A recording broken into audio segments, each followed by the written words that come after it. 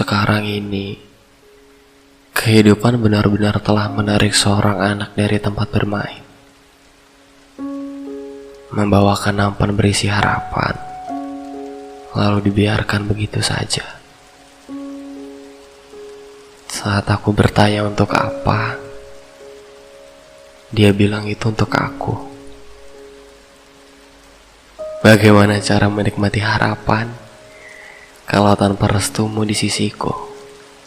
Kataku saat itu sambil mengusap rambutnya. Yang kuusap rambutnya, yang runtuh air matanya. Katanya, anakku sudah bukan anak-anak.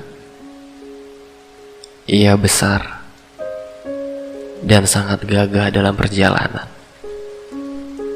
termasuk ketika meninggalkanku sendirian di rumah. Dalam genggamanku, dulu ia pernah menangisi kepergian balonnya ke udara. Dan sekarang, dalam genggamannya ia menangisi kepergianku. Kataku, kau harus kuat. Rumah ini masih menjadi tempat nyaman untuk pulang. Menjadi dewasa bukan alasanku untuk pergi di bawah mimpi. Dewasaku adalah tentangmu, membuatmu tersenyum di masa senja, dan duduk manis di depan teras dengan teh hangatmu. Katamu dulu, aku ini tangguh, anak kecil yang paling pintar di kelasnya, yang selalu kau lihat hasil lukisanku.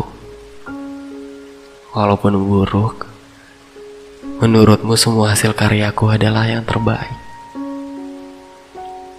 Katamu dulu, aku disuruh cepat besar. Di ceritamu, menjadi dewasa itu menyenangkan. Di saat aku bisa memilih semua yang aku sukai, saat semua orang bisa menaruh harap di aku, nyatanya aku tidak suka tumbuh menjadi besar. Di ceritaku menjadi dewasa tidak seramah di ceritamu, dan tidak semudah itu menentukan pilihan. Karena yang aku sukai belum tentu mau untuk aku sukai. Tapi benar, perihal semua orang bisa dengan mudahnya menaruh harap di pundakku.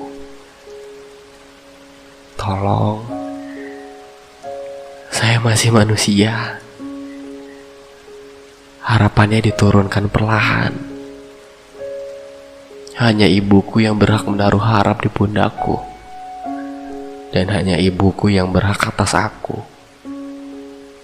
Karena dulu, di peluknya semua masalahku bisa hilang. Bersama tawa anak kecil ia pernah berkata, "Iya, itu anak saya yang paling lucu." Dan saat itu yang kulihat hanya senyum ibuku dari kejauhan, melambaikan tangan seperti akan kehilanganku dalam sehari. Aku pernah berjalan berdua dengannya, tapi aku masih bingung kenapa saat itu tas ranselku bisa ada di pundaknya. Lalu aku sibuk berlarian tanpa kenal lelah, dan ternyata ibuku kuat. Dulu ia selalu berkata, "Anak baik lekas dewasa, lekas bahagia akan aku." Perlahan waktu menjawabnya, "Bu, ibuku tadi dibawa menua oleh waktu."